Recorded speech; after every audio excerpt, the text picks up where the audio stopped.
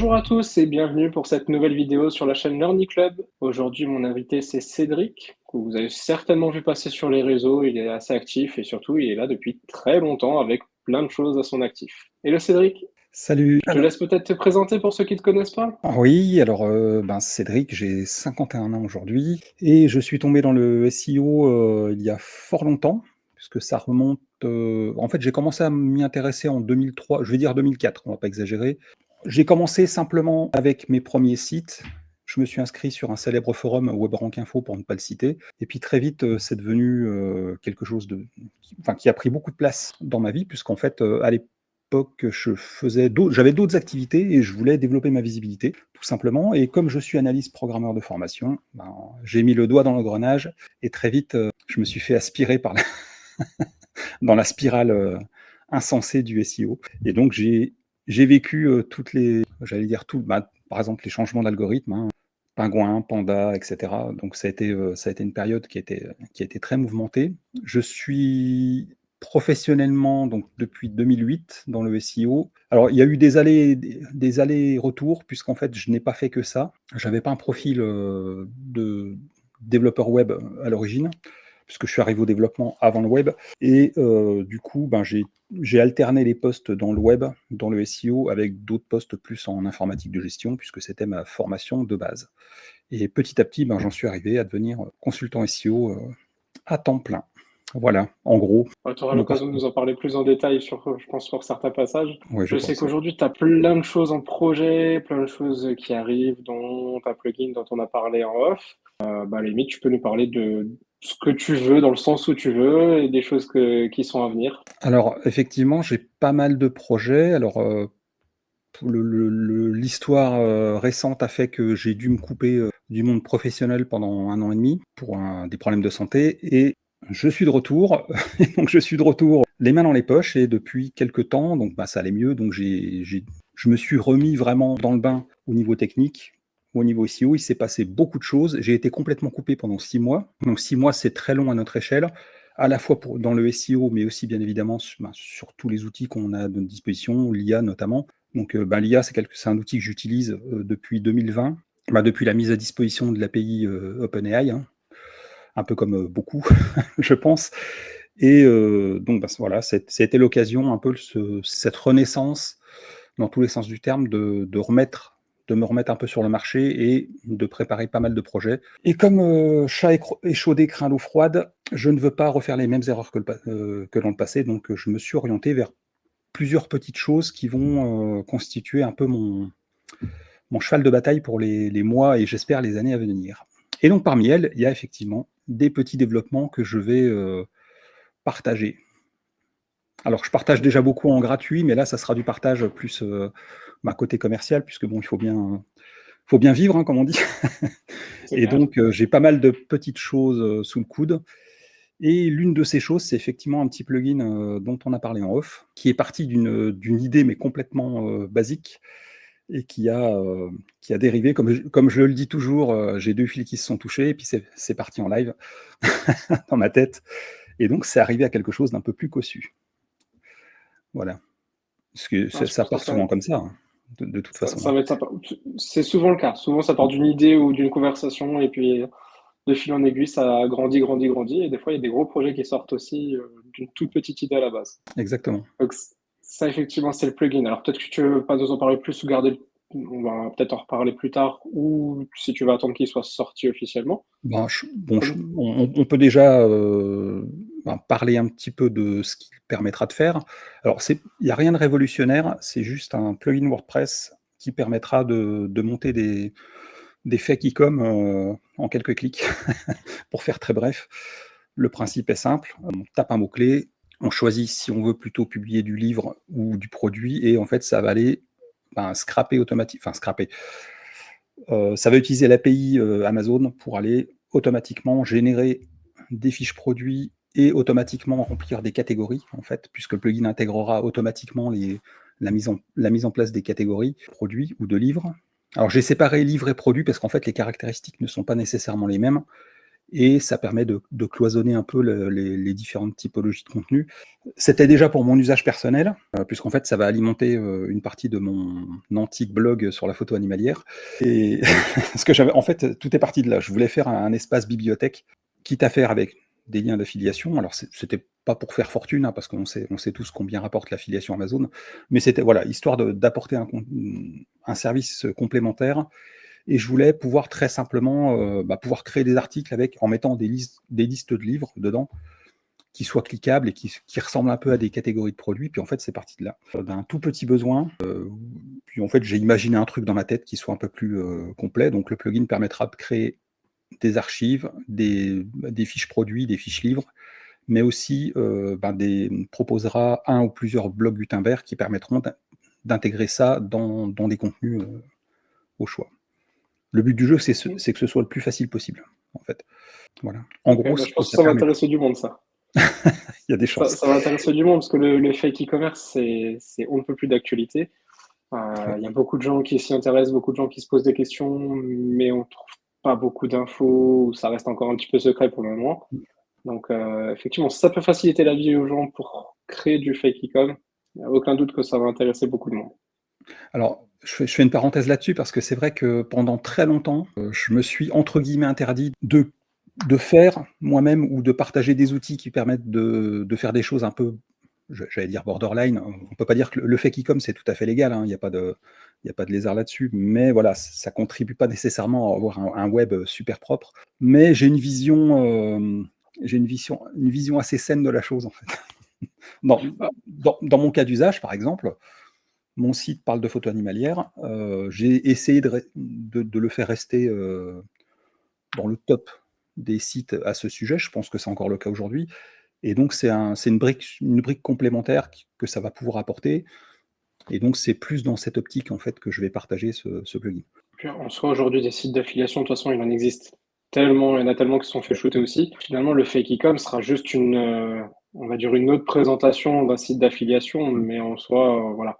Ça ne changera pas le monde, je pense, et ça ne changera pas le web pour autant. Non, du tout.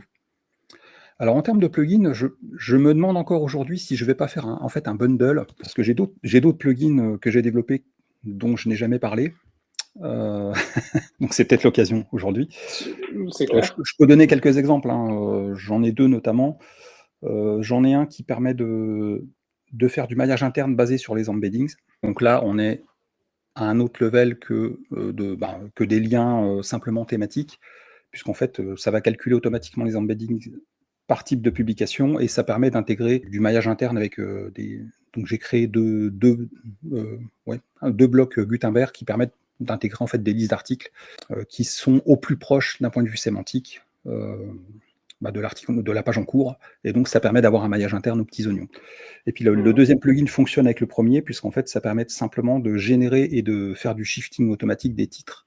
En gros, quand on a des listes d'articles, ça va aller générer des variations des titres WordPress, et en fait pouvoir automatiquement shifter les titres pour avoir des variations d'encre internes différentes. Okay. Ah, ça va être intéressant. Voilà, donc ça fait un petit moment que ça tourne sur mes sites. A priori, ça marche bien. Après, c'est pas révolutionnaire, hein, c'est pas, je ne suis pas allé jusqu'à intégrer des liens dans les contenus. C'est un bloc qu'on peut intégrer en automatique dans le contenu, mais voilà, ça apporte un petit plus d'un point de vue sémantique, plus de logique plutôt que de faire du lien article suivant, article précédent ou ce genre de choses. Donc voilà, c'est des plugins que j'ai pas voulu partager nécessairement gratuitement, parce que ceux-là, j'ai passé du temps pour le coup. Et je pense que voilà, ça viendra s'intégrer dans un petit package à voir. Ok, c'est des choses à creuser. Exactement. Il y avait d'autres projets du coup que tu as en cours et dont tu veux nous parler? Oui, alors j'ai un petit peu teasé là-dessus, très légèrement. Alors en fait, je vais pas trop en dire parce que je voudrais pas. Voilà. Moi, mon métier de base, je suis développeur en applications de gestion. Et j'ai bossé pendant 17 ans, j'ai créé des applications de gestion dans un centre de gestion agréé, donc on ne peut pas faire plus gestion, et je faisais notamment du reporting et du contrôle de gestion. Et c'est peut-être ce qui explique ma grosse attirance pour le SEO technique et l'analyse technique, parce qu'en fait, c'était un peu je crée des outils pour des conseillers d'entreprise. Et j'ai vu dans le SEO technique un peu j'ai fait un peu le rapprochement, c'est un peu la même approche, c'est-à-dire analyser des chiffres et de la data pour proposer des analyses et puis faire des choix stratégiques. Donc là, on passe de l'analyse de données comptables à l'analyse de données techniques sur des sites. Et donc, dans l'idée, ça serait de proposer des outils qui aillent beaucoup plus loin que ce qui existe sur le marché aujourd'hui. Alors, un peu avec le modèle économique de Screaming Frog, puisqu'en fait, ce seront des applications. Je ne veux pas faire de SaaS. Moi, je ne suis pas développeur SaaS. Je ne sais pas faire et je n'ai pas envie d'apprendre. C'est pas 51 ans que je vais me mettre à développer des SaaS. Le vibe coding, ça va bien, mais pour développer ce genre de choses, j'y crois pas trop. Enfin, en tout cas, vu la masse de données qu'on a manipulée. Donc, je veux vraiment me calquer sur le modèle de Screaming Frog, c'est-à-dire proposer des applications avec une version gratuite limitée. Les gens testent, ça fonctionne pas. Si ça fonctionne pas, ils achètent pas. Et si ça fonctionne et que les fonctionnalités leur plaisent, ils achètent la licence et ils sont tranquilles. Hein. Voilà, je veux vraiment partir sur ce modèle économique et proposer des choses qui aujourd'hui existent dans un certain sens, mais pas du tout au niveau que moi je veux les proposer. Ok, Voilà, j'en dis pas plus. Il y ça aura deux marche. outils. On Il y aura aura deux peut-être l'occasion d'en reparler. Et j'ai en tête un troisième outil qui sort un peu, qui rejoint un peu l'analyse technique, mais qui sera beaucoup plus connecté à un CMS en particulier, qui permettra de proposer quelque chose qui, à ma connaissance, n'existe pas aujourd'hui. Ok. Ça fait quelques années que je l'ai en tête.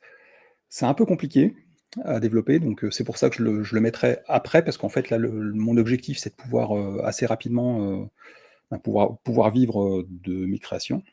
Donc, je vais aller dans l'ordre des choses. Donc ça sera tout un pan de mon activité. Ok, ça marche. Voilà. En complément du coup de la partie consultant SEO, Voilà. ça sera un À plus. savoir que la partie consultant SEO, je vais pas essayer de la développer plus que ça. Aujourd'hui, j'ai déjà.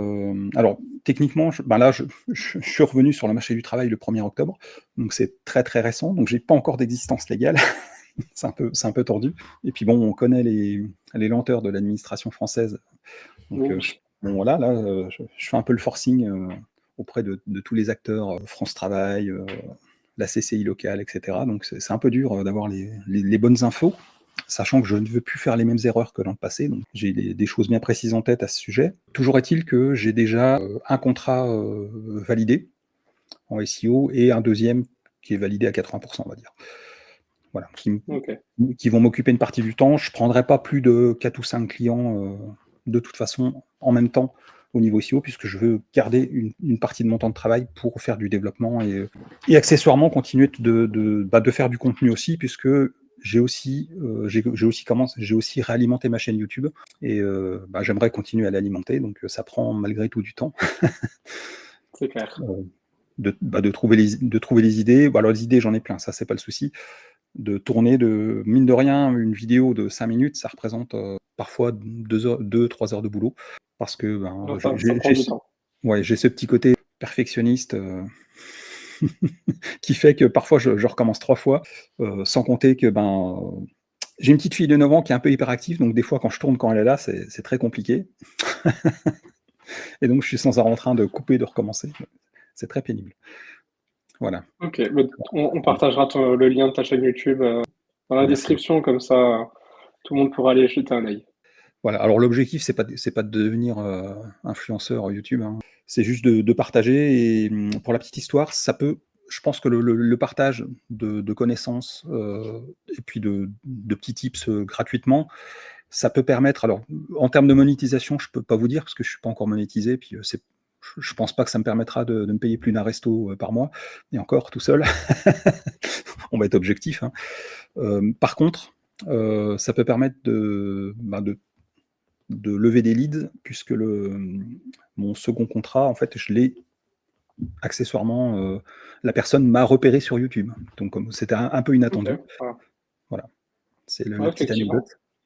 Ouais, ça donne une visibilité qui est encore une fois différente de toute façon. Oui, Donc, exactement. Oui. aujourd'hui, c'est un bon complément. Même quand on fait du SEO, finalement, on se rend compte que avoir des réseaux et YouTube en particulier, c'est une bonne chose. Exactement. Ok. Tu voulais nous partager ton écran, tu voulais nous montrer quelque chose de particulier du coup? Ben, je ne sais pas ce que je pourrais vous montrer. Je sais pas si tu as une préférence? Pas particulièrement, non, c'est après c'est comme dit, hein, c'est Non? ce que tu veux montrer, c'est si tu veux en profiter pour faire ta pub, voilà, c'est le Ben, bon moment, c'est aujourd'hui, le bon j'ai pas nécessairement, de choses vraiment fonctionnelles à alors si, il y a tout un tas de choses qui fonctionnent. Si je peux montrer, il faut juste que je prépare le truc parce que je du coup, c'était pas préparé. Je peux faire une j'ai petite vu démo. passer aussi j'ai vu pa aussi passer, sur les réseaux, ta création de GPT, et le Ah petit oui. hack, SEO qui va avec, donc si tu veux en parler. Alors effectivement, ça on pourra en parler dans un s bah, on peut même en parler maintenant, à la limite le temps que le reste se lance. Effectivement, heu, cette histoire de GPT, c'était un peu, inattendu parce que il y a un peu plus c'était juste avant de tomber malade.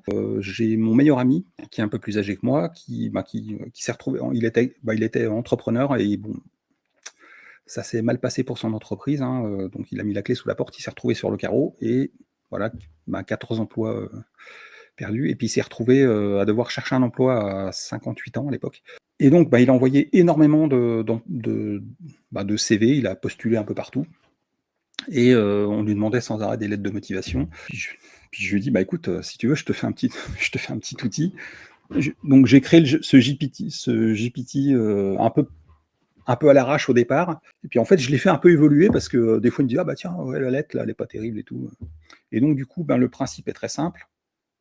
On colle son CV, alors en PDF ou en texte ou ce qu'on veut. On colle le texte de l'annonce directement dans le GPT. En fait, ça va générer la lettre de motivation. Alors, ça fonctionne de manière très basique, hein, ça va analyser l'annonce, ça va prendre les quelques points clés de l'annonce et ça va aller rechercher s'il y a des points concordants dans le CV et en fait, ça va construire, c'est de la voilà, c'est bon, je vais pas réapprendre, je vais apprendre à personne à faire une lettre de motivation. J'ai pris vraiment les basiques, en fait. Bon, le prompt est un peu long, parce qu'en fait, je voulais quelque chose qui soit quand même assez qualitatif et puis c'est tout, quoi. Il l'a utilisé, il l'a pas mal utilisé, hein, pas, alors il a envoyé plus de 500 candidatures pour la petite histoire, parce que quand on est un senior au sens, plus de 50 ans, c'est difficile vraiment de trouver un job. Alors que lui, je fais une petite parenthèse, mais voilà, c'est un mec, il va tous les jours à la salle de sport, il court 50 kilomètres par semaine. Il fait 10 ans de moins et puis, c'est pas du tout, aujourd'hui, il va bientôt avoir 60 ans, quand on le voit, on lui donne absolument pas 60 ans et c'est un psychopathe, quoi. Au niveau sport, et puis activité physique, il est capable de bosser 12 heures par jour, mais voilà, il est trop vieux. Donc les Mais sur le entreprises, papier, l'âge est là. rechignent à l'employer, à cause de son âge. Je ferme la parenthèse sur l'âge. Toujours est-il qu'il l'a utilisé pas mal, sans plus. Et puis récemment, je me suis dit, tiens, en fait, j'avais coupé mon abonnement à ChatGPT, et puis je l'ai réactivé avec les dernières nouveautés qui sont arrivées. Et puis je suis allé voir mes anciens GPTs, et puis je regarde celui-là, je dis, putain, il a été utilisé 25 000 fois. Et je m'étais jamais, mais vraiment pas intéressé, quoi. Et du coup, je me suis aperçu en fait qu'il était. J'ai testé des mots-clés vraiment au pif dans Google, et je me suis aperçu en fait qu'il remontait sur des dizaines et des dizaines de mots-clés. Alors, paradoxalement, alors je suis allé regarder dans Alloscan sur l'URL parce que alors j'ai pris Alloscan parce que c'est peut-être le plus riche en termes de mots-clés en francophone et dans Alloscan m'a remonté, 500, enfin un peu plus de 500 mots-clés différents sur lesquels il remontait. Alors c'était dans le top 100, hein, c'était pas, mais j'en ai quelques-uns qui sont en top 10 et j'ai notamment l'aide de motivation IA qui est quand même recherchée 1600 fois et l'aide de motivation ChatGPT où il est, bien logiquement premier, c'est quand même 900 recherches par jour et donc là, je me suis dit: il y a peut-être un truc à faire». Un petit hack SEO là. Voilà et là, ça pareil, comme je dis toujours, j'ai encore, des fils qui se sont touchés puis je me suis dit je suis vite allé dans ChatGPT, je me suis dit, j'ai créé un GPTs, mais le truc de base, et je lui ai dit, à chaque fois que tu réponds un truc, réponds ça. Et en fait, je lui avais demandé de faire un lien sur mon site. Mais vraiment le truc basique, parce que en fait, je n'avais jamais testé. Et en fait, ça marche. Et là, je me suis dit, c'est l'occasion de faire un test grandeur nature. Donc, j'ai recréé, alors je l'ai fait ce week-end, hein, j'ai recréé un GPT, mais cette fois, je l'ai fait de manière beaucoup plus, beaucoup plus avancée. J'ai utilisé pas mal d'outils. J'ai utilisé Notebook LM, j'ai utilisé Gemini. Alors c'est paradoxal, j'utilise Gemini 2.5 Pro parce qu'en fait, pour certaines tâches, je trouve que c'est lui qui fait mieux que les autres. Et donc j'ai créé un GPTs, qui est calé sur le site, de mon premier client, pour ne rien cacher. Et donc c'est un guide d'achat pour des machines à café à grains. Et bah, je peux vous en faire une démonstration si vous voulez. Alors, comment je l'ai alimenté? Bah, en fait, je suis allé rechercher tout un tas de sources d'informations sur les principales données techniques des machines que mon client proposait, des guides de réparation. Enfin voilà, j'ai mis énormément d'informations, j'ai mis les fiches techniques de tous les modèles proposés, et surtout, j'ai généré, avec Screaming Frog, j'ai généré la liste de toutes les machines disponibles. Et donc, j'ai demandé à mon GPTs d'orienter en fait quand quelqu'un demandait des conseils pour une machine acheter ou remplacer une machine à café à grains, de guider la personne et donc de l'orienter vers un modèle que mon client vend. Et donc, à la fin du processus, en fait, il va systématiquement proposer un lien vers le site de mon C'est client. beau, c'est beau. Voilà. Et à ma très grande surprise, ça marche d'enfer. Je pensais pas que ça irait, que ça marcherait aussi bien. Et on peut même lui poser des questions sur. Moi, j'en ai une de machine à grains, donc on peut même lui poser des questions. Peux-tu me donner je sais pas, le guide d'entretien de la DeLonghi Dynamica 3535, et hop, il va te donner tout un truc. Et en fait, j'ai voulu aller volontairement très loin dans la documentation que j'ai mis. J'ai dû mettre, je ne veux pas dire de bêtises, mais ouais, pas loin d'une trentaine de documents dans le GPTs quand même. Donc en fait, il sait répondre à énormément de questions sans aller rechercher sur le web, Ok. uniquement en se basant sur sa base de connaissances. Enfin, Alors, je pense qu'il va aussi chercher ailleurs, mais en tout cas, il se base essentiellement, je lui ai demandé explicitement de se baser avant tout sur les documents que je lui ai fournis, et donc d'orienter, dès lors que quelqu'un recherche une machine à café à grains, de l'orienter vers les modèles disponibles chez mon client. Et donc, en fait, j'aurais juste à mettre à jour la liste des modèles avec les liens régulièrement pour alimenter. Et le but du jeu, c'est bien évidemment de voir si ça se positionne. Donc j'ai fait quelques backlinks sur le GPTs, histoire de. Et donc là maintenant, on va attendre de voir ce que ça donne. Et si c'est quelque chose qui fonctionne, ça va ouvrir des portes à beaucoup de prestataires, je pense. ouais, c'est sûr. Après, c'est de voir s'il y a des retombées maintenant économiques pour lui aussi, si justement ça lui permet Voilà. de générer du trafic, de la visibilité et surtout du CA. Mais ouais, ça peut être Après, quelque chose de très c'est très intéressant.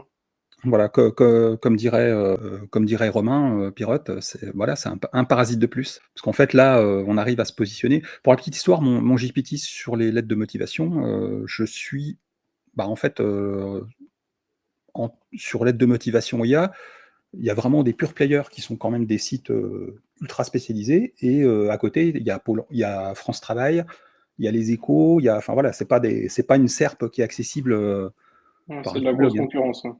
Voilà, c'est quand même voilà, des sites relativement compliqués à aller chercher. Mm. Donc ça permet de se positionner. Ouais. Donc maintenant, on va voir. J'ai Ah ouais, choisi, ça va être intéressant de voir justement. ouais, j'ai choisi une niche qui est pas super compliquée, quoique j'ai eu la particularité moi d'avoir eu plusieurs clients spécialisés dans le café et les machines à café. Donc c'est un domaine que je connais bien. J'ai eu 3 clients différents sur cette niche, enfin sur cette thématique. Et donc on va voir. Parce qu'en face, bon, il y a quand même du gros. Et puis sur la thématique machine à café grain, il y a quand même en face, il y a Cdiscount, Darty, Boulanger et compagnie. Donc c'est quand même pas des SERP qui sont super faciles à aller chercher. Ouais, non, Donc on forcément, va il y a tous voir. les gros e-com. Voilà. On va voir ce que ça donne, sachant que pour celles et ceux qui voudraient tenter l'expérience, moi, mon conseil, c'est vraiment d'aller tabler plus les requêtes commerciales plutôt que transactionnelles, bien évidemment, puisque typiquement en e-commerce, sur des requêtes style guide d'achat ou enfin je sais pas, guide d'achat des meilleurs aspirateurs sans sac, un e-commerce, il va pouvoir peut-être se positionner, mais ça ne va pas être sa cible première. Ouais, non, Là, c'est sûr. justement, il faut profiter qu'en ce moment, les sites d'affiliation se sont fait défoncer pour aller essayer de prendre des places avec des GPTs, quoi. Ouais, quelque Clairement. chose, il y a des choses à tester. Ouais, clairement. Donc, En tout cas, j'ai pas encore lancé la machine. Parce que sur le coup, je me suis dit, mais si ça fonctionne, je vais en créer à l'appel, hein. Je me suis déjà créé un gemme pour créer le prompt pour créer le GPTs. J'ai ça déjà permettra prévu de un gagner nom. du temps pour le faire en masse. Bah voilà. Après, toute la partie documentation, c'est ça qui va faire la différence. Parce que si il suffit pas seulement de créer un GPTs qui soit à l'usage claqué au sol. Il faut faire un truc qui soit vraiment utile. Ouais, puis il Et faut lui donner du contenu voilà, il faut lui pour donner du justement qu'il contenu. se différencie, ouais. Plus il va être utilisé, plus il va être forcément haut dans les SERP, puisque bon, on le sait maintenant, hein, les données, enfin en tout cas les usages dans Google Chrome sont, entre autres, sont tracés. Enfin, en tout cas, c'est des Mmh. indicateurs. Et donc, si on fait quelque chose d'utile, ben forcément, il aura d'autant plus intérêt à, enfin, de possibilités de ressortir. Ça serait intéressant qu'une étude soit faite. Alors moi, je n'ai ni le temps ni les compétences pour le faire, mais sur la quantité de GPTs qui ressortent dans les SERP, ça serait intéressant, hein. Ouais, ça Je pourrait être quelque lance chose de l'idée. sympa.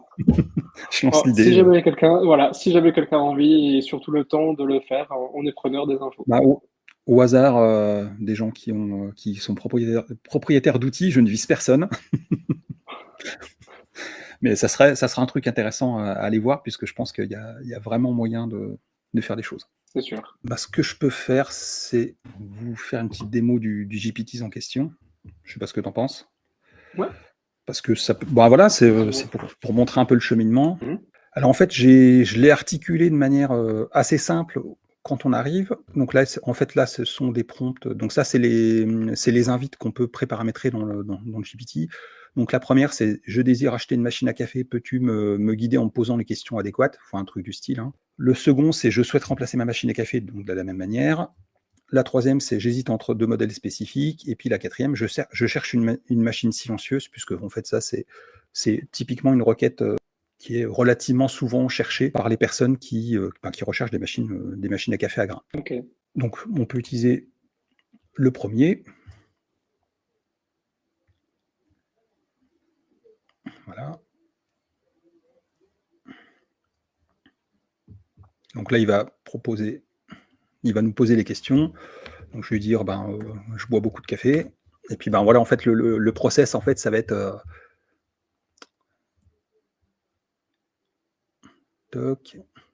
Moi, je bois surtout du café. Le reste, j'en bois pas. Et en fait, dans l'idée, c'est de guider l'acheteur avec un certain nombre de questions. Et puis, je voudrais, allez, on va dire que j'ai un budget, parce que j'aime bien la qualité. Donc là, normalement, il devrait me proposer celle que j'ai. Tiens, c'est c'est assez marrant. Bon, on assiste à un blocage de ChatGPT en direct. Mais en tout cas, on a compris l'idée, effectivement, c'est intéressant. Alors, c'est dommage qu'il bloque Donc, maintenant parce qu'il m'a pas encore proposé le lien. ouais. Là, c'est le cas où l'utilisateur, c'est ballot parce que finalement, il a eu sa réponse, mais il a pas le lien qui est Ah intéressant voilà, pour toi. ça arrive. Alors, je veux une machine sans prise de tête à nettoyer. Et là, il devrait me proposer la DeLonghi fort logiquement. Ah non, voilà. La Jura, bon, j'ai rien dit.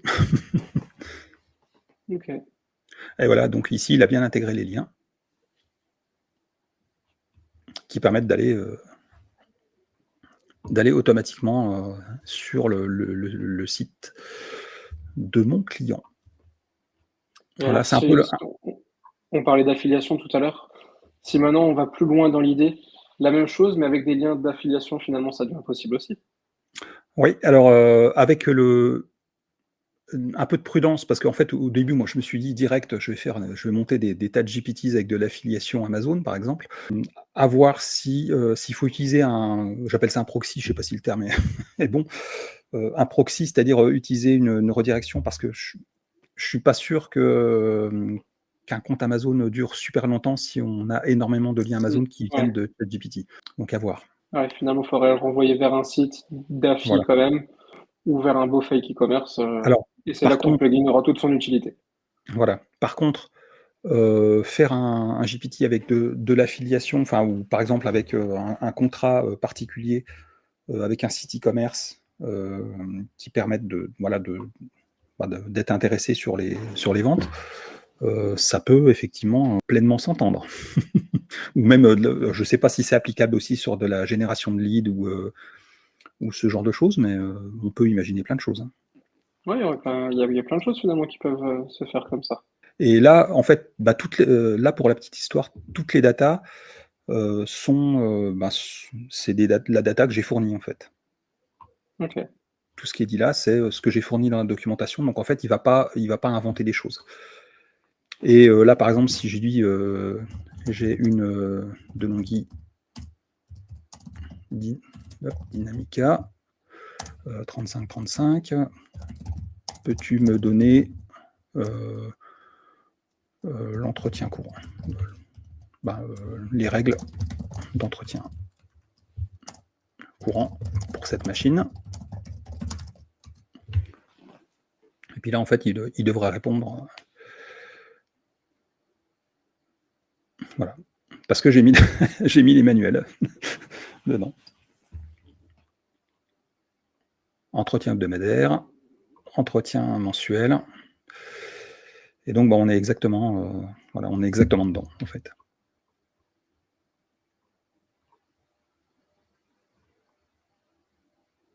Donc, en fait, le GPT, c'est vraiment, je voulais vraiment qu'il ait une utilisation réelle, si j'ose dire. Ouais, bah, ouais, que ça réponde à un besoin. En tout cas, c'est intéressant et n'hésite pas, peut-être dans quelques semaines, à nous partager, les résultats en commentaire, de la vidéo, parce que ça pourrait être intéressant de Oui. voir, les retombées qu'il y a eu.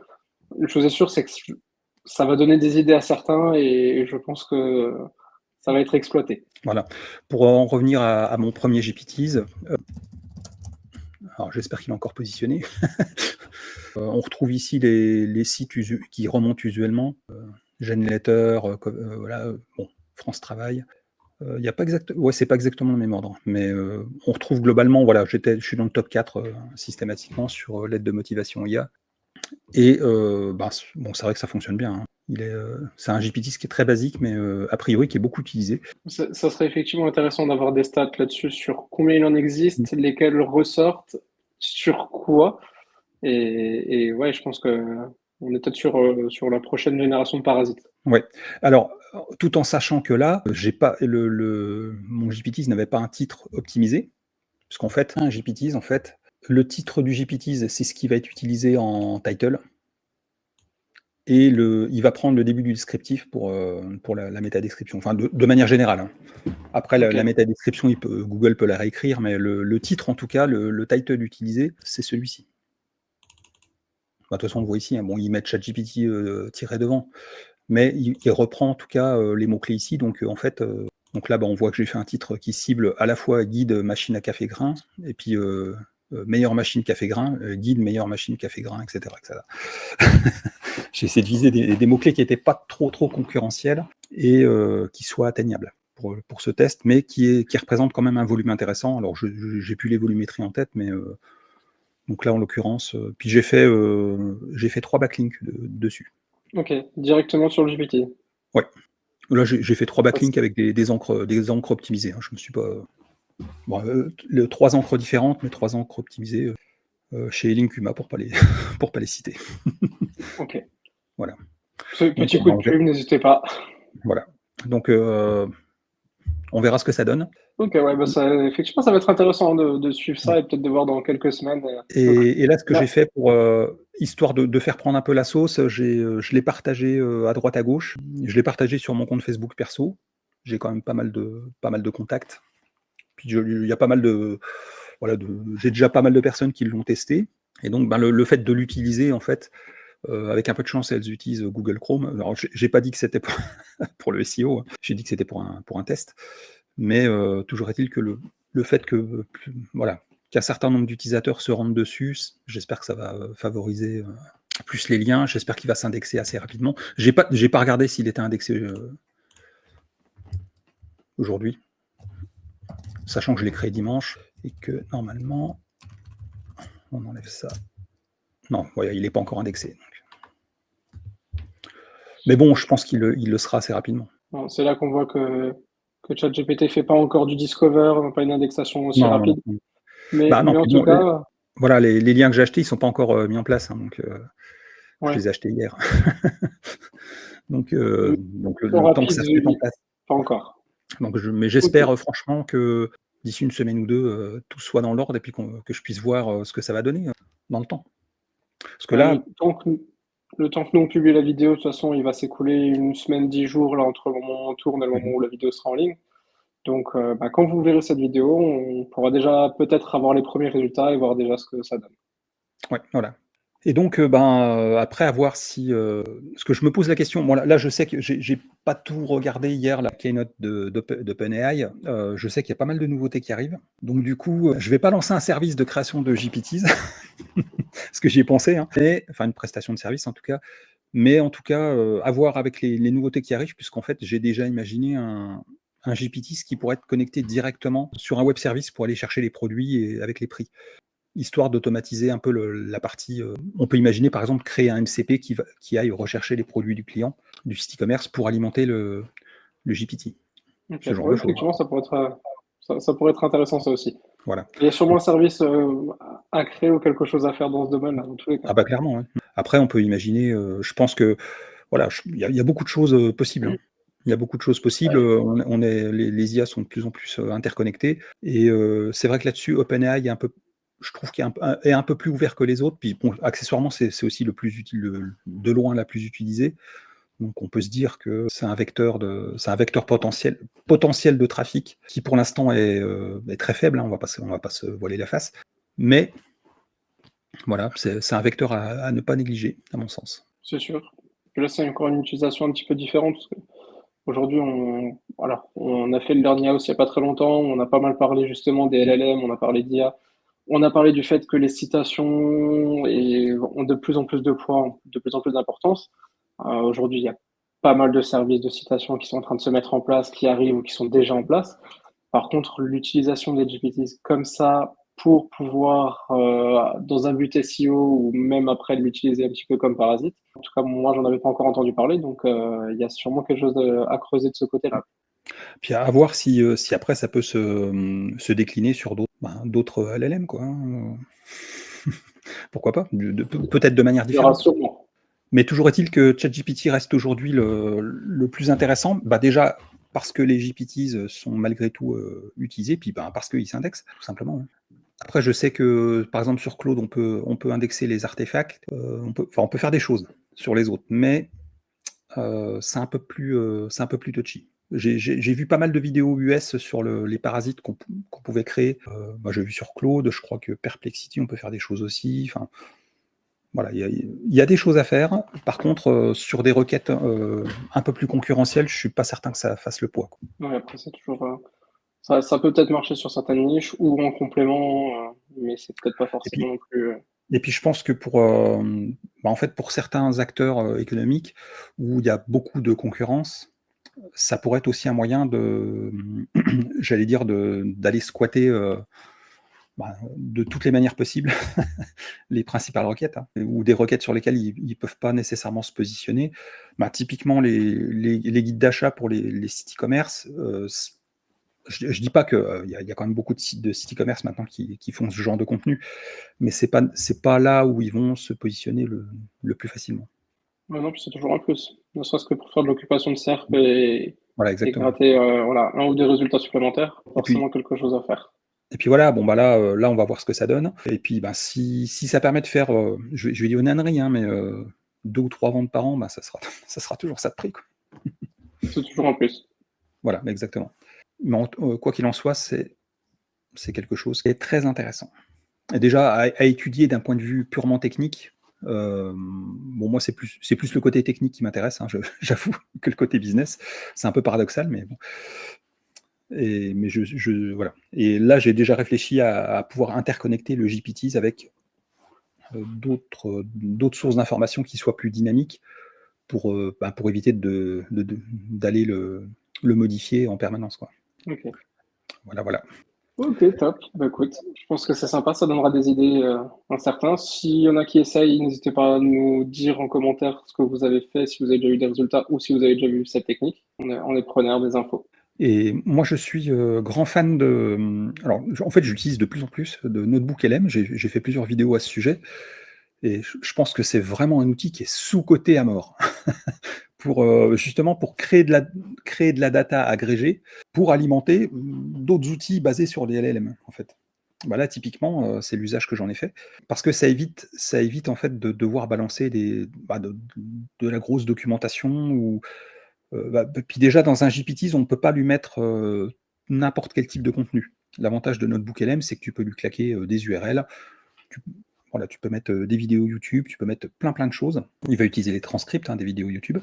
On peut mettre énormément de choses et c'est sa grosse force, notamment depuis les dernières mises à jour. En fait, on peut générer assez facilement des contenus qui soient très orientés.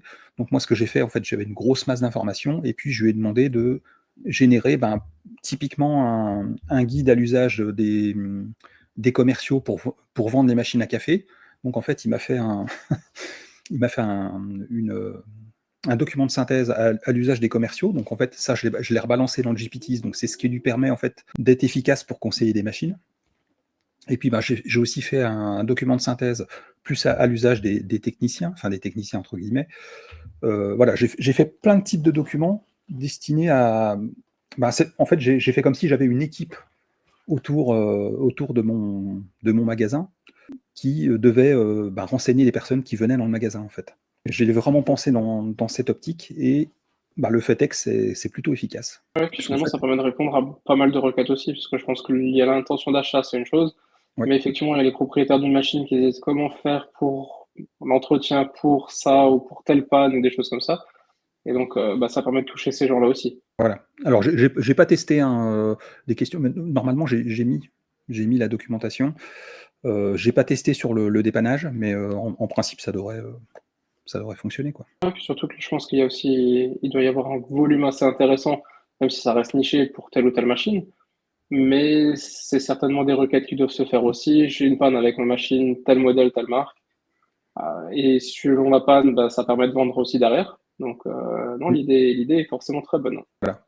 Après, reste à voir si.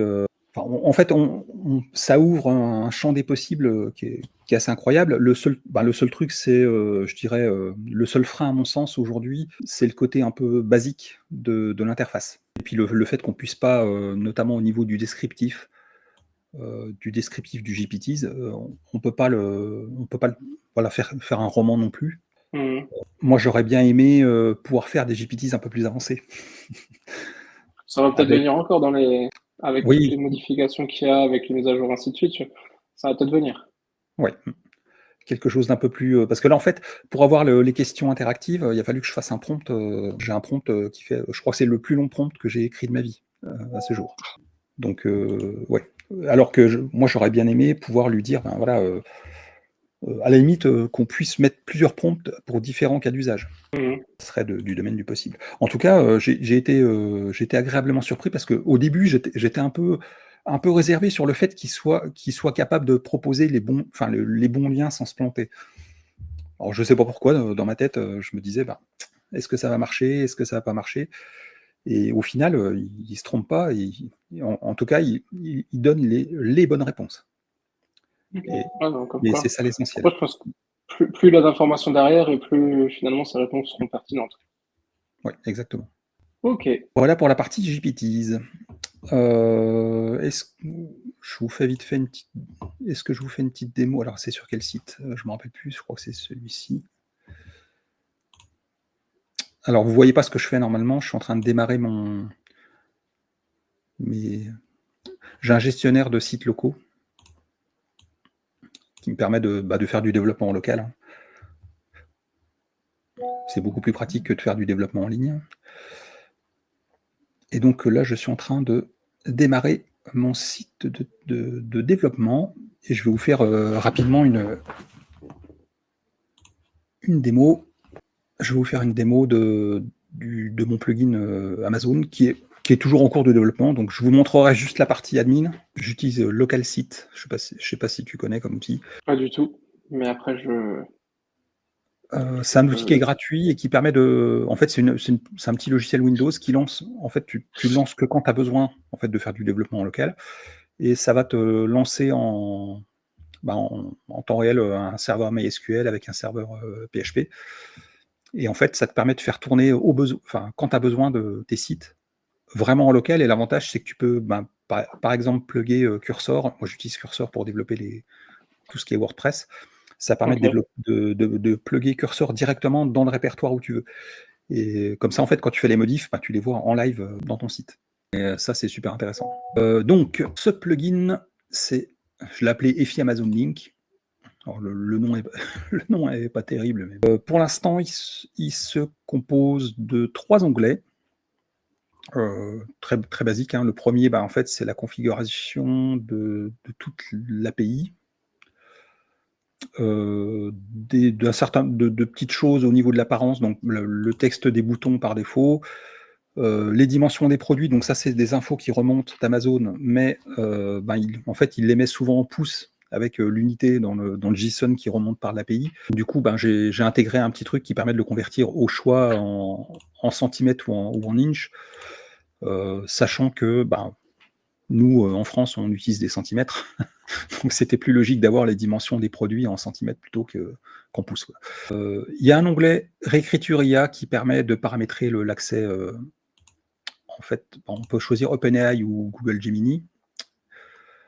On peut choisir le modèle. Donc là, en fait, bon, là, par défaut, il me prend le dernier que je lui ai paramétré, mais il va recharger dynamiquement la liste des modèles en cours, c'est-à-dire qu'il n'y a pas besoin de remettre à jour le plugin pour avoir les derniers modèles. Si demain ils ajoutent je sais pas, GPT 5.5, je sais pas, je dis une ânerie, hein, ben, en fait, il suffira de charger des modèles et en fait, on pourra directement y accéder. OK. Donc ça, c'est une petite fonctionnalité. Et puis donc là, la configuration des réécritures, puisqu'en fait, quand on aspire des produits avec l'API Amazon, on a un titre, un descriptif court et il n'y a pas de descriptif long, en fait. Et donc là, l'idée, quoi que si, il y a peut-être un descriptif long, je sais plus. L'idée, en fait, c'était de proposer une réécriture des titres avec des prompts qu'on va pouvoir personnaliser, puisqu'en fait, chaque personne peut travailler de manière différente, hein.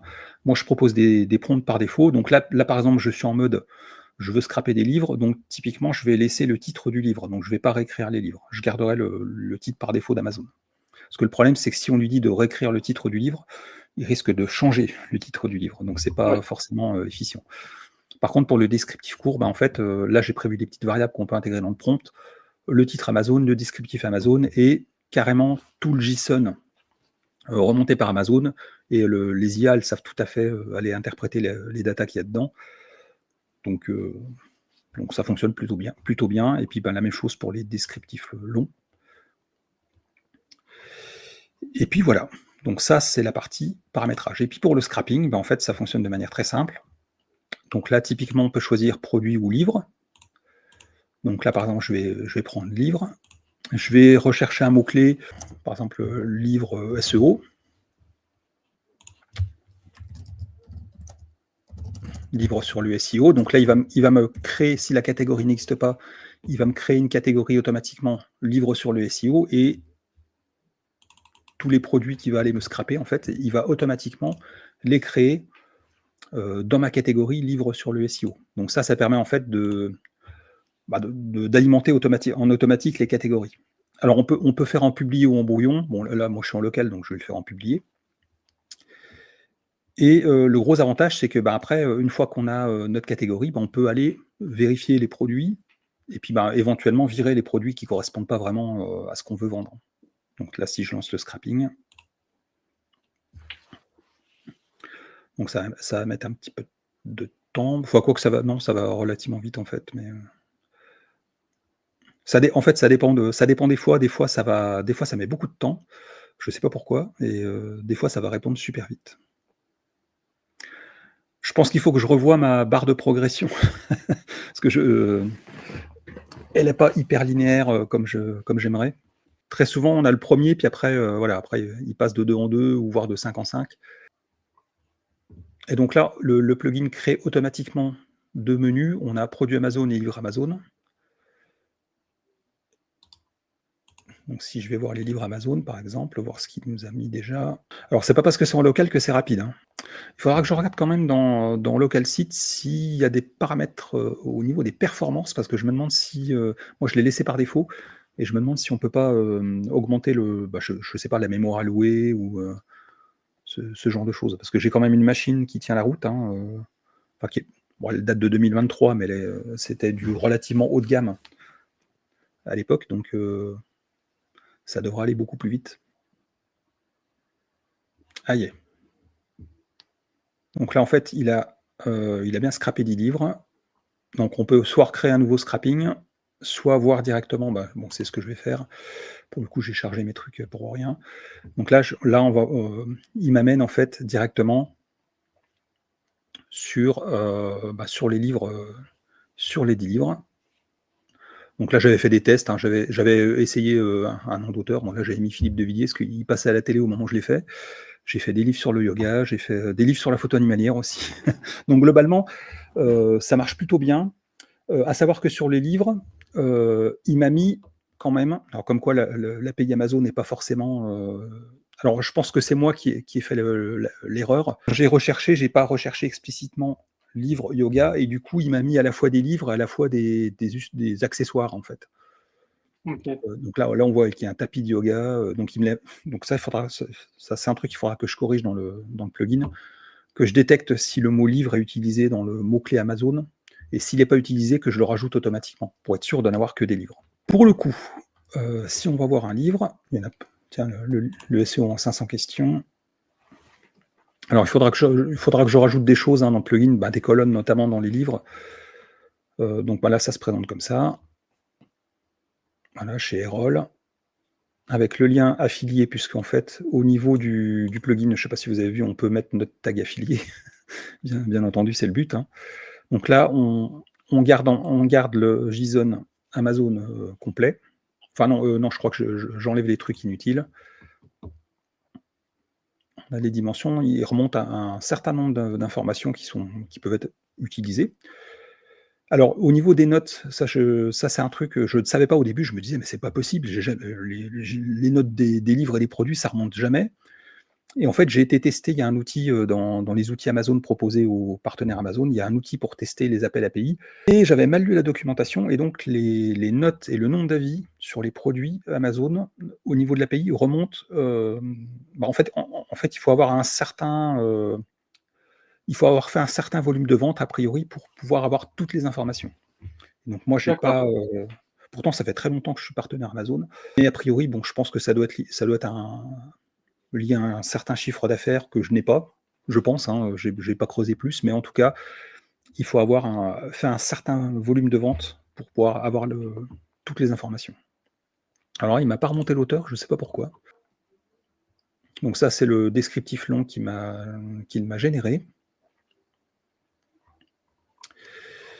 Et le descriptif court, il est ici, voilà.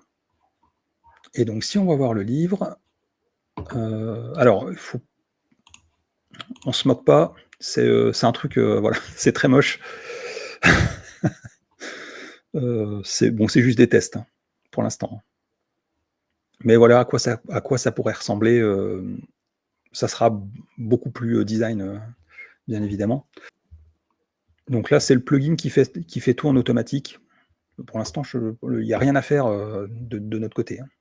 Et sur les catégories, les catégories de livres. Sauf erreur de ma part, j'ai fait un truc. Ah non, c'est pas ça. C'est pas celui-là, pas de bol. Autant pour moi. J'ai créé une archive, mais je me rappelle plus de la manière dans laquelle il faut que j'aille la chercher. Je me rappelle plus. Il y a une page d'archive spécifique, mais par contre, c'est pas, elle est pas encore, oui, je l'ai pas encore activée pour les catégories, donc j'ai encore un petit peu de travail sur la couche présentation. Non, enfin, voilà un peu le principe. Et pour les produits, ça marche exactement pareil. Les produits, ah oui, là j'avais fait une erreur. Tiens, on va pouvoir aller en scraper vite fait. Donc là, pour le coup, je vais réactiver la réécriture des titres.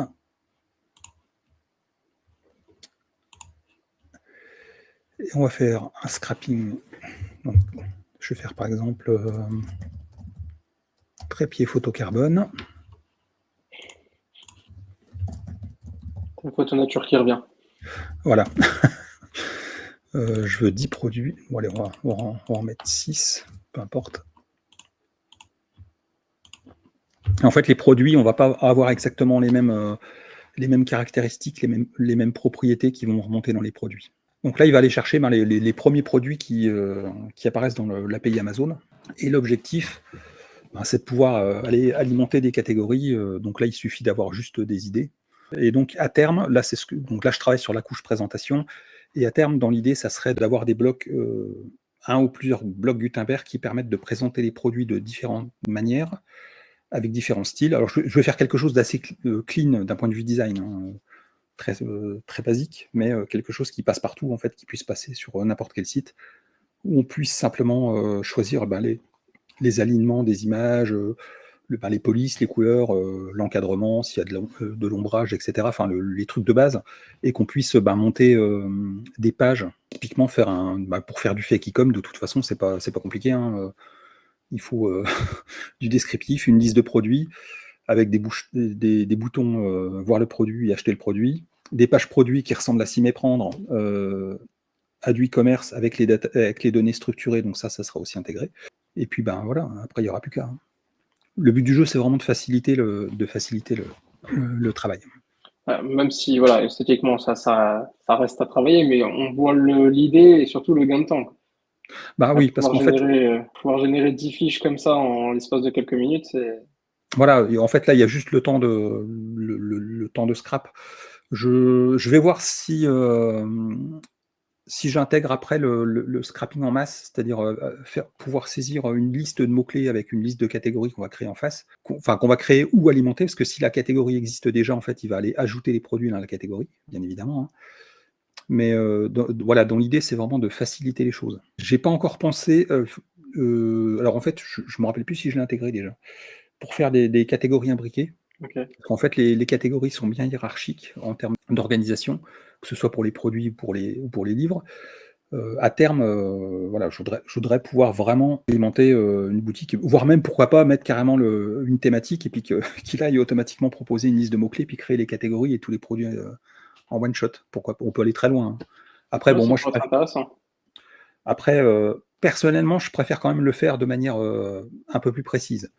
Parce que le fait de faire ça, en fait, ça va ouvrir un peu la porte. Alors ça, c'est toujours mon côté white hat.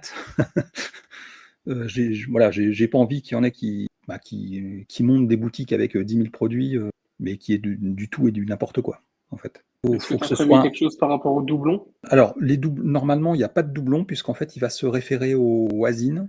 Amazon, normalement. Parce qu'en fait, alors, oui, à savoir une chose aussi, c'est que sur les livres, à l'origine, je voulais juste créer un bouton avec mon lien d'affiliation. C'est parti comme ça, en fait. Je voulais juste faire un shortcode. Je voulais même pas faire de plugin, enfin de bloc Gutenberg ou autre. Et donc, du coup, c'est parti de ça. Et puis, je me suis aperçu que je voulais mettre des livres. Je voulais construire mes pages livres à la mano, juste le bouton avec mon shortcode, avec le lien affilié. Et puis du coup, je me suis dit, bah oui, mais c'est chiant, il faut l'ISBN. Alors l'ISBN, il fallait que j'aille voir le livre, il fallait que j'écrive les descriptifs de livres et tout. C'est comme ça en fait que petit à petit, j'en suis venu à ça. Et puis, en fait, c'est là que j'ai vu que pour l'API Amazon, si on met l'ISBN d'un livre, en fait, pour récupérer les datas du livre, il faut d'abord obtenir l'ASIN du livre. Il faut le faire entre guillemets en deux fois, en fait. Puisque pour les livres, en fait, la seule manière de faire remonter les datas, c'est l'ASIN. Et dans l'API, si on a l'ISBN du livre, il faut d'abord aller chercher l'ASIN, puis après avec l'ASIN, aller chercher les datas. Donc ça, Ok. c'était la petite histoire. Mais là, ce que j'ai fait, en fait, ça permet de passer outre. Et puis de pouvoir générer automatiquement des produits. À savoir que dans le plugin, je vais l'ouvrir dans un autre onglet pour pas faire foirer le truc. À savoir que dans le plugin, j'ai gardé le shortcode. Donc le shortcode fonctionne toujours puisque, comme je le disais à la base, c'était un shortcode.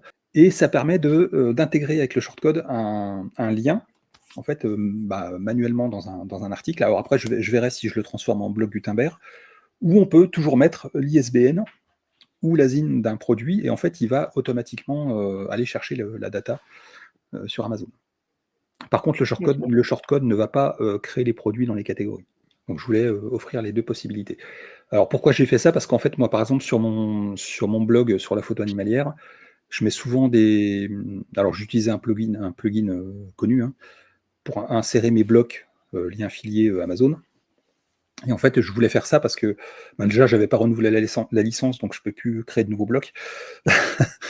Et je voulais un truc simple. Je voulais pas faire avec un comparateur de prix, quel coût, machin. Moi, je m'en fous. Je fais que de l'Amazon et ça va bien comme ça.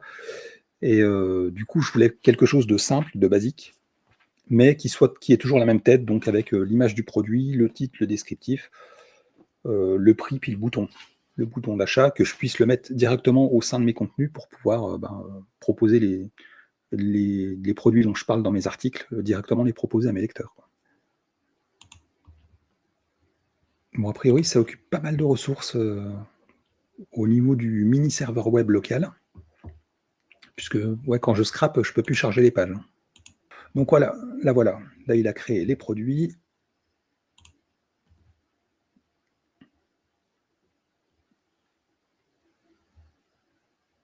Bon, la réécriture du titre est pas terrible. J'ai vraiment l'impression qu'il a repris le.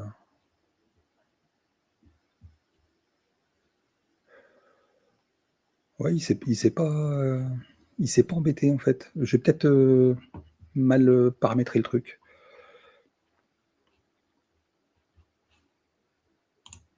Toujours est-il. Ah, il n'y a pas la photo là. Donc là, il y a peut-être un bug. Ouais, peut-être que l'image. Alors, je les ai pas encore travaillé les fiches produits. Hein. C'est peut-être ça aussi. Parce qu'on a bien, on a bien Bien les l'image à la photos, une. ouais. Ouais. Et ce que je prévois par la suite, c'est de ramener plus d'images d'Amazon, de pouvoir le paramétrer. Oui, donc ce que je disais tout à l'heure, c'est que normalement,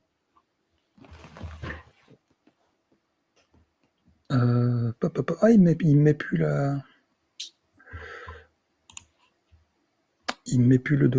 la documentation du shortcode.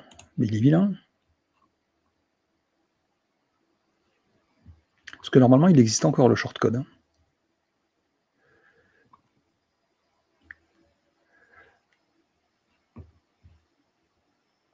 Alors, je vais regarder. Parce que je m'étais basé sur une ancienne. Ah oui, je sais. C'est parce que.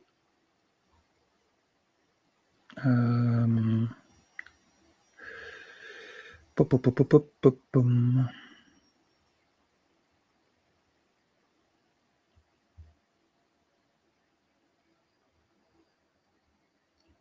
Ouais, non. Ça a dû le virer, j'ai pas fait attention, mais toujours dit que le shortcode existe toujours. Donc je le rajouterai en fait dans la documentation. Mais voilà, bon là par exemple, on peut tester avec un ISBN ou un ASIN. Mais globalement, voilà, ce que ça va faire, ça va permettre de proposer des produits Amazon sur son site version bulk. C'était un peu l'idée. Ouais, je pense que ça va être intéressant. Effectivement, il y a des choses sympas à faire. Ouais. Non, franchement, voilà, de temps en temps, j'ai des idées comme ça, et puis je me lance pleine balle dessus. Pour les 2 autres plugins dont j'ai parlé, je peux vous montrer à quoi ça ressemble en direct. Hop, on va aller, par exemple, sur le dernier article. Alors, j'espère que j'aurai pas de bug sur mes contenus. J'en ai de temps en temps. Donc, en fait, les liens, voilà, donc ça crée un bloc comme ça, vraiment basique. Et en fait, il va aller, en fait, à chaque fois qu'un article est mis à jour, donc créé ou mis à jour, il va calculer les embeddings avec l'API OpenAI. On peut aussi choisir l'API Google hein, si on veut. Et en fait, quand le bloc est appelé, il fait un cosinus de Salton pour voir quels sont les articles les plus proches d'un point de vue sémantique grâce aux embeddings. Et donc là, typiquement, par rapport au contenu que j'ai dans cet article, j'ai ces 4 articles-là, donc on peut paramétrer, on peut mettre 1, 2, 3 ou 4 colonnes. l'image en haut, en bas, l'aspect ratio de l'image, etc., etc., hein. Donc ça, c'est un bloc que j'intègre automatiquement avec le site builder d'Astra Pro. Donc en fait, en bas de chaque article, en fait, il m'intègre ce bloc-là.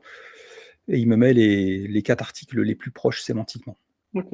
Donc si je vais par exemple sur le guide pratique des animaux domestiques en studio, j'aurai pas nécessairement en bas les mêmes choses. Donc là, on retrouve celui-là. Et puis là, bon, là par contre, on va plus 5 conseils essentiels. Là, pour le coup, c'est parce que dans les 5 conseils dispensés, on retrouve certainement des choses communes. Donc là, c'est pour ça qu'il va, voilà. Mais en tout cas, il se base bien sur le contenu texte. Il prend le titre et le contenu texte de chaque article pour calculer les embeddings.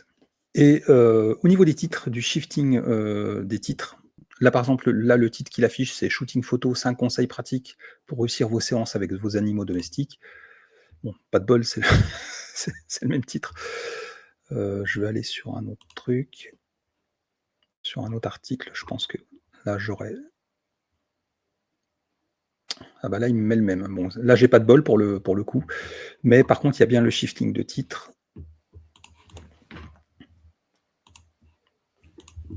Donc, ce que je vais faire, je vais aller.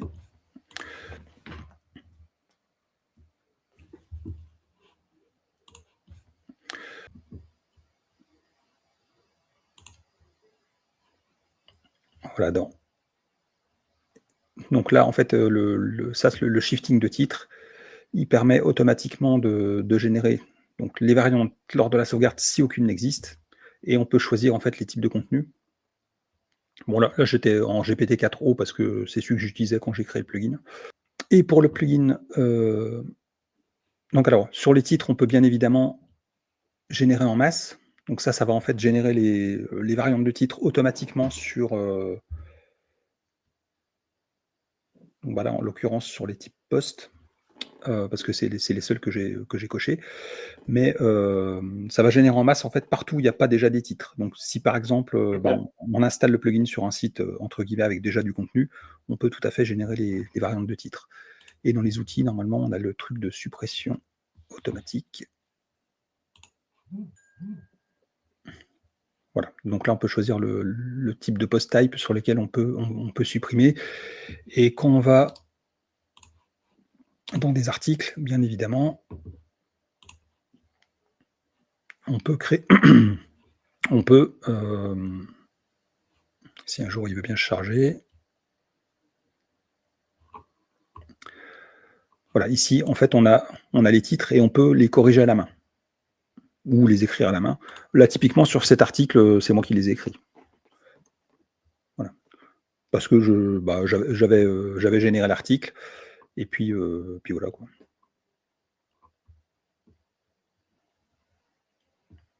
Donc là, on peut forcer la régénération des variantes ou alors et puis on peut en générer autant qu'on veut, hein. Et donc en fait, dans l'idée, c'est à chaque fois que WordPress va appeler la fonction TheTitle ou getTheTitle, en fait, il va prendre au hasard une variante entre le titre original et toutes les variantes proposées au niveau à ce niveau. Donc en fait, ça fait par défaut, ça en fait 5 ou 6 selon le cas. Donc ça permet de varier les encres. Et au niveau de la variante appelée, j'ai fait en sorte que selon l'URL de la page où on se trouve, la variante appelée soit toujours la même, pour pas que ça change à chaque fois en fait. Et j'ai fait en sorte, j'ai demandé aussi que sur la page d'accueil, que sur la page d'accueil, on utilise systématiquement les titres originels. Bon, ça c'est pour les questions esthétiques. Mais par exemple, si je vais dans photographier les oiseaux, en principe, bon là il me reprend le même. Je ne sais pas pourquoi il me fait plus du shifting là. C'est bizarre. Faudra que j'étudie le truc. Peut-être que j'ai fait une boulette quelque part, mais normalement il devrait faire varier les titres. Donc c'est pas un bon exemple pour le coup.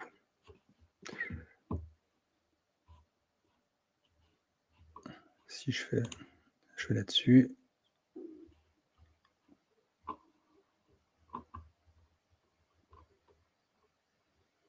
Ah voilà, bon là on a une variante, astuce pour la photographie des limicoles. Et puis là on a un petit bug. Alors ne jamais utiliser l'outil PageSpeed chez O2Switch parce qu'en fait ça, notamment la génération d'images optimisées, parce que je l'avais activé sur ce site pour tester, donc ça m'apportait pas nécessairement plus de perf, donc je l'ai désactivé. Et depuis, j'ai un problème de cache que je n'arrive pas à résoudre. Donc j'ai régulièrement ce genre de choses, de liens cassés, puisqu'en fait, il la garde en mémoire je ne sais où, les images optimisées qui n'existent plus. Oui, Voilà, ça ok. c'est la petite parenthèse. Et là, je suis à 2 doigts de transférer le site ailleurs pour être tranquille parce que c'est un peu saoulant. Mm. Et sur l'autre plugin donc, qui propose des articles les plus proches, en fait, là, on peut paramétrer les paramètres par défaut du bloc. C'est un bloc Gutenberg, hein. Bon, j'ai laissé les libellés en anglais et on peut bien évidemment calculer les embeddings. Donc là, en fait, on voit que on peut choisir les post types sur lesquels calculer les embeddings. Et puis on peut les recalculer en masse, mais à chaque fois qu'un post en fait est sauvegardé, en fait, il va si à ce niveau-là il est coché, en fait, automatiquement il va être recalculé. Donc ce qui D'accord. permet d'avoir de la data toujours fraîche. Et le bloc, donc pour ceux qui connaissent le site Builder d'Astra, je l'ai paramétré ici. Donc j'ai créé un hook, enfin j'ai plugué en fait le bloc en bas de mes articles. Alors bien évidemment, là je suis sur un type de publication un peu particulier, donc j'ai pas de, il ne me propose rien par défaut. Mais ici, on peut paramétrer le pourcentage de similarité, le nombre d'éléments, et puis en fait, on peut choisir en grille ou en liste, le nombre de colonnes si c'est en grille, puis voilà, enfin, un certain nombre de paramètres.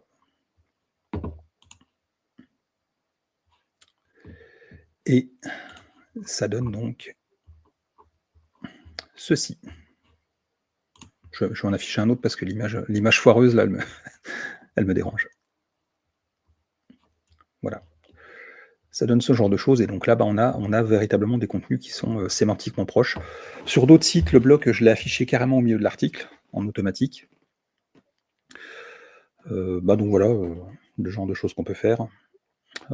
J'ai d'autres plugins que j'ai pas encore diffusés. J'en ai un qui génère des FAQ automatiquement. Celui-là, je ne sais pas si je vais le diffuser en gratos ou pas. Je pourrais, basé un peu sur le même principe. Hein. Alors, bon, je vous dévoile un de mes sites, un de mes sites perso, mais peu importe. De toute façon, j'ai rien à cacher.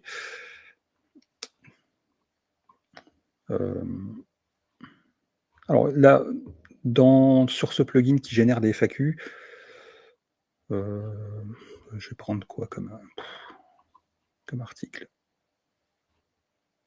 Ah, je vais prendre celui-là. Celui-là, il m'a donné beaucoup de fil à retordre parce que ça, c'est des articles qui sont générés en automatique. Et sur les images de gants, vous vous doutez bien que j'ai eu des gros foirages sur la génération des. Celle-là, elle n'est pas terrible d'ailleurs, sur la génération des images. Mais enfin bon, c'était la petite anecdote. Et donc là, typiquement, on voit en fait que il va me chercher automatiquement mes liens. Et en bas, normalement, j'ai une FAQ qui s'est générée automatiquement avec le schema.org, bien évidemment. Et donc mon petit plugin de génération de FAQ permet de dire je veux des FAQ, mais pas nécessairement sur tous les articles. On peut dire je le veux sur 75% des articles, par exemple. Ça permet de casser un peu le pattern sur Ouais, d'avoir quelque chose de plus naturel. Hein. Voilà. Donc j'en ai pas mal des comme ça dans mon escarcelle. Donc c'est pour ça tout à l'heure, en début de vidéo, je disais que je pensais peut-être faire un bundle de plugins. Ça sera un peu à destination des éditeurs de sites, hein, c'est des petites choses. C'est pas nécessairement très, très complexe, mais c'est des petites choses qui peuvent permettre d'améliorer un peu le contenu de manière en full auto, en fait. Parce que c'est un peu l'idée. Ok, bah écoute, tu nous en diras plus, tu nous diras si Ouais, mais le avec jour où c'est plaisir. lancé, ou en tout cas, nous, on partagera l'info et on mettra ça Avec plaisir. dans la description de la vidéo. Yes. À savoir que je partage pas mal de plugins gratuits. Ben, si vous avez mon GitHub, hein, alors je l'ai mis sur mon site de consultant dans les outils SEO. J'ai créé une page plugin WordPress gratuit. Bon, alors je l'ai fait un peu à l'arrache, j'avoue. Donc ici, vous avez quelques plugins que vous pouvez aller télécharger. Alors, il y en a des très basiques, hein. Par exemple, celui-ci permet simplement d'activer le shortcode qu'on utilise ACF, parce qu'en fait, c'est désactivé par défaut et il faut aller écrire, une ligne de code dans notre thème ou notre thème enfant. Et ça me saoulait de devoir éditer mes fichiers de thème à chaque fois, donc j'ai créé un plugin. Il doit faire, je sais pas, il est pas très gros, hein. Il doit faire quelques lignes. Ah non, il est un peu plus long. Ouais. Parce qu'en fait, il va détecter si ACF, ah ouais, j'ai fait les choses bien, il va détecter si ACF est installé, est activé ou pas. Bon là, le genre de choses. Ça, c'est un truc que j'avais partagé sur Twitter qui permet de corriger les patterns IA. Donc on peut définir, il y a un fichier JSON qu'on peut paramétrer dans l'interface. Bon, c'est un peu à l'orientation des codeurs, hein, enfin des développeurs, mais voilà, on peut faire du str replace ou alors du preg replace avec des expressions régulières, et ça permet de corriger automatiquement un peu les patterns typiques. Donc là, j'ai donné l'exemple. Très souvent, il ajoute ce genre de conneries, en fait, quand on lui demande de générer du HTML. Et des fois, il met ce genre de choses. Et puis, ben, typiquement, si on lui demande de mettre en gras, très souvent, moi, je le vois dans des sites d'actualité, donc ça me fait rire. Je le vois dans Discover, des fois. J'en ai vu un tout à l'heure, c'est pour ça que j'en parle. Au lieu de mettre les mots en gras automatiquement en HTML, et des fois, il fait étoile, étoile. C'est une markdown, en fait. Et ben, là, le plugin permet de corriger ça, entre autres. Et puis, ben, on peut aussi l'utiliser pour remplacer les patterns, les mots courants, crucial, etc. On peut faire ce qu'on veut, hein. En fait, il suffit simplement d'ajouter des règles et à chaque fois qu'il y a un article est enregistré, en fait, il va aller corriger le contenu. Ça, c'est pour redater automatiquement des articles. Bah, ça, c'est pour ceux qui utilisent des outils comme Automatic ou comme il y en a d'autres, hein, les autres, j'ai plus les noms en tête, mais en gros, quand vous injectez toute une ribambelle d'articles sur un site neuf, ça permet les antidater ou de les redater de manière automatique. On se dit, ben, je veux que les articles soient construits entre telle date et telle date, et puis tu me fais une répartition des articles entre les deux dates. Ça permet de créer des pages en bulk. Alors j'ai eu le cas d'usage. J'avais créé un cocon sémantique avec le MCP Alloscan dans Claude. Donc j'avais toute une structure. En fait, j'avais une trentaine de pages à créer, puis ça me saoulait de les créer à la main. Donc j'ai créé ce plugin. Et en fait, on utilise le Markdown là, et il va créer automatiquement la structure de page de niveau 1, niveau 2, niveau 3, etc. etc. Alors c'est un truc vraiment bateau, mais bon voilà, l'avantage c'est que ça permet de gagner du temps. Et puis à savoir que ce Markdown là, on peut demander à typiquement quand le MCP Claude sur Alloscan nous a généré notre cocon, on peut lui demander génère-moi avec ce formalisme ma liste de pages, et hop, on la claque dans le plugin, on clique sur un bouton et ça crée toutes les pages automatiquement vides, bien évidemment, hein. Mais en tout cas, ça fait gagner du temps. J'ai Effie Share Buttons, donc ça, il y a pas mal de monde qui l'utilise aujourd'hui, ce qui permet de faire des résumés automatiquement par IA. Related Page, ça c'est un truc basique, mais je comprends pas que ça n'existe pas dans WordPress. En fait, ça permet de créer des blocs de pages relatives. Donc, soit les pages sœurs, soit les pages filles quand on est sur une page WordPress, tout simplement. Et puis, il y a Bulk Remover. Celui-ci, alors je les ai pas tous mis là, hein. Celui-ci permet de supprimer un type de bloc précis dans des publications WordPress. Alors celui-là est utilisé avec des pincettes. J'ai déjà fait des grosses merdes avec. On sélectionne le type de bloc. Ça, c'est typiquement, quand on utilise, je sais pas, une extension avec des blocs complémentaires, dans WordPress, puis, un jour, on arrête de l'utiliser, puis les blocs, ils n'ont plus d'utilité, ça permet de faire un one shot, en fait, sur l'ensemble des publications. Mais à utiliser avec des pincettes, il faut faire une sauvegarde avant, parce que, on sait jamais, ce qui peut se passer. Normalement, alors il y en a d'autres que j'ai pas nécessairement, alors je vais filtrer par, on peut filtrer là? Voilà, je vais mettre les publics.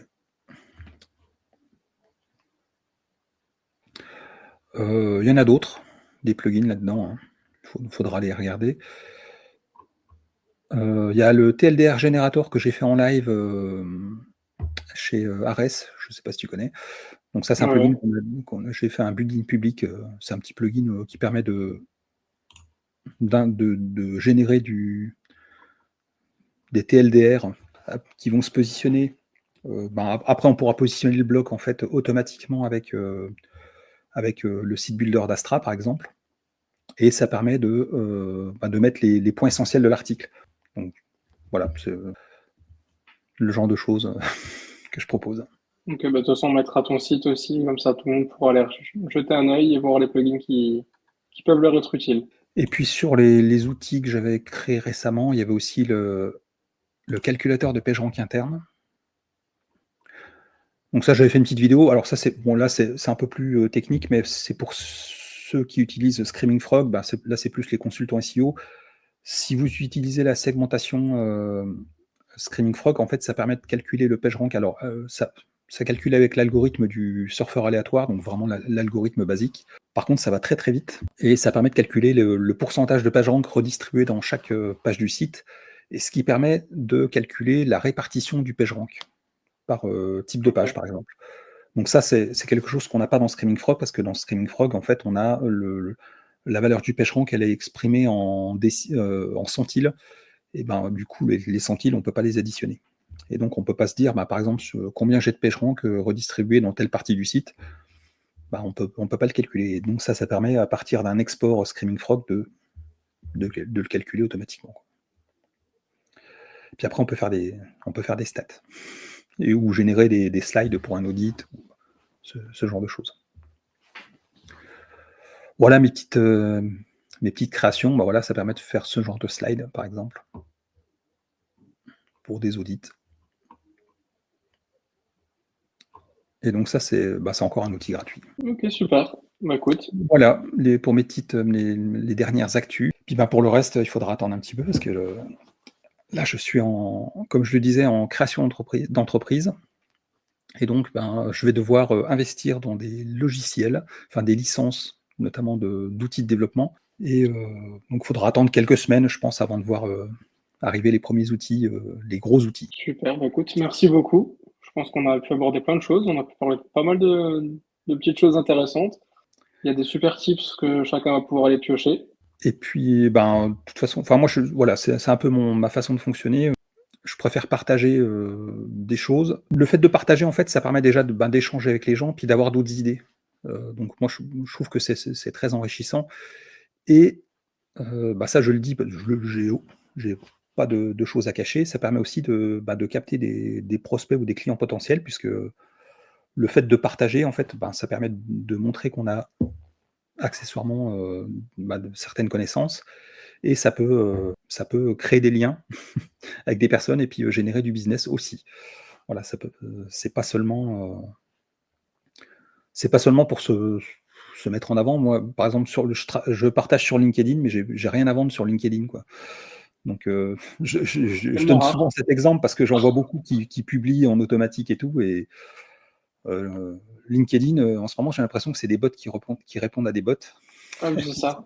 C'est un peu C'est ça. frustrant, donc Et quand c'est pas des bots, de toute façon, c'est pour te faire démarcher 14 fois par jour. voilà. Donc, moi, j'ai rien à vendre, en tout cas pour l'instant. Puis le jour où j'aurai quelque chose à vendre, j'irai pas spammer tout le monde pour l'acheter. Je présenterai une fois mon truc, et puis après, voilà, ils le veulent, ils le prennent, ils le veulent pas, mais ils le prennent pas, puis c'est tout. Je vais pas aller courir après les clients, comme on dit. T'as bien raison. Ok, super. Bah, écoute, merci beaucoup. Je sais pas si tu as encore quelque chose que tu voulais rajouter. Non. Enfin, moi, j'ai pas de. Là, j'ai déjà beaucoup dit de choses. J'ai dévoilé des choses que je voulais pas forcément dévoiler. Mais bon, c'est pas grave, c'est le jeu, hein. C'est pour mettre l'eau à la bouche Après, de bah tout le voilà, monde. Et comme dit, puis, non, puis tu me bon, ben, diras ce qui je évolue. vais, voilà, je vais essayer de. Après cette renaissance suite à ma longue maladie, je vais essayer de ne plus faire les erreurs du passé, comme on dit.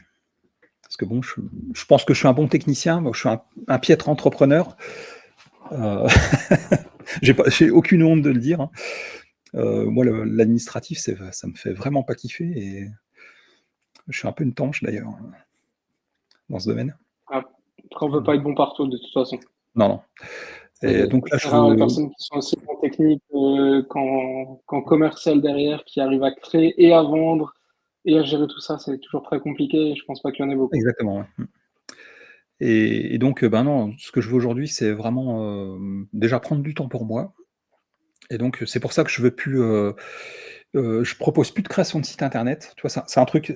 C'était de l'alimentaire hein, que je proposais avant, mais ça, je veux plus en faire parce qu'en fait, généralement c'est du one shot. Puis t'as un projet sur deux, c'est un projet de merde. Hein, on va pas se cacher. On va pas se mentir. Donc, je laisse ça aux vrais professionnels, à ceux qui aiment ça. Et je continue de créer des sites pour moi. Mais par contre, je veux plus, voilà, je veux plus faire des choses qui m'agacent, en fait. C'est mon leitmotiv aujourd'hui. Ouais, t'as bien raison. Plus de stress, plus de prise de tête. Je pense objectivement que c'est le stress qui a participé en partie à ce que j'ai eu, parce que c'est un facteur aggravant. Et c'est vrai qu'auparavant, j'ai passé des années à toujours courir dans tous les sens, à bosser comme un dingue, et c'est plus ce que je veux aujourd'hui. Et donc, voilà, je sais où je veux aller maintenant. Et je veux surtout me faire plaisir dans ce que je fais. Et ça, je pense que c'est Ouais, essentiel. Et il y a plein de gens c'est très important. voilà, qui ne l'ont pas en tête. Je veux me faire plaisir. Moi, ce qui me fait kiffer, c'est la technique, c'est ce petit côté curieux. Et plus c'est technique, plus ça me fait triper. Donc, bon, c'est un peu space hein, comme truc. Il y en a qui Non, ont bah après, horreur, il y en a qui ont horreur de ça, mais moi, c'est vraiment ce qui me. Moi, quand je fais des audits techniques ultra complexes, c'est ça qui me fait vivre en fait. Et puis il en faut pour tout le monde de toute façon. voilà, trouver la faille. Trouver la faille sur un site qui va faire que pourquoi ce site il performe pas comme il devrait. Et je trouve que le SEO technique a encore de beaux jours devant lui. Parce que quand Ouais, je de vois toute passer, façon. voilà, je vois passer beaucoup de choses. Maintenant, il y a beaucoup de SEO qui bossent énormément sur le contenu ou le netlinking, ça continue. Hein. Il y a eu la mode zéro backlink. Bon, là, je pense que c'est un peu fini maintenant, mais il y a eu la mode je fais Oui, pas de backlink, je fais que du white hat. Bon, je pense qu'ils ont vu que ça marchait pas forcément. non, c'est sûr. Ou alors il faut très très longtemps et voilà, dans tous les cas, Voilà. Donc pas là, sur là, toutes on les est, serres, pas sur toutes les requêtes. voilà, là, on est sur la vibe GEO et compagnie. Alors, je dis rien, hein, je travaille, j'expérimente des choses sur ChatGPT, donc je participe malgré moi à la tendance. Mais voilà, je pense que le SEO est loin d'être mort. Et encore moins le SEO technique, puisque en fait, on s'aperçoit que les LLM, notamment, sont friands de données structurées. Et les données structurées, ça passe par le SEO technique. Ah, la technique, ouais, c'est clair. Et puis de toute façon, il ne faut pas se leurrer, hein, les LLM, ils vont chercher la data, comment ils font? Ils vont crawler, voilà, ils utilisent les moteurs de recherche de toute façon, donc il y a pas de lézard, il faut que le site soit carré. Et donc ça passe par la technique. Et c'est là-dedans que je veux persévérer. Ok. Voilà. Super, bah écoute, merci beaucoup. Merci pour tout ton temps, pour tout ce que tu nous as partagé. Ben, merci à toi pour ton accueil, avec grand plaisir. Et Puis puis à ben, très bientôt. j'espère bien, très bientôt. Et puis avec plein de nouvelles choses à vous partager. Super, merci beaucoup. À très bientôt. Ciao.